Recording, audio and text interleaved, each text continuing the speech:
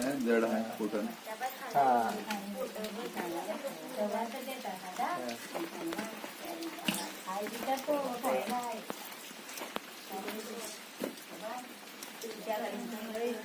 खायला घेऊन टाकले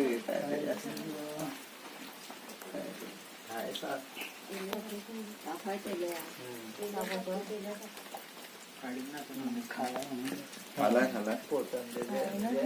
जड झालाय त्याला खाऊन त्याला म्हणजे आता विकत गाडींना काढणार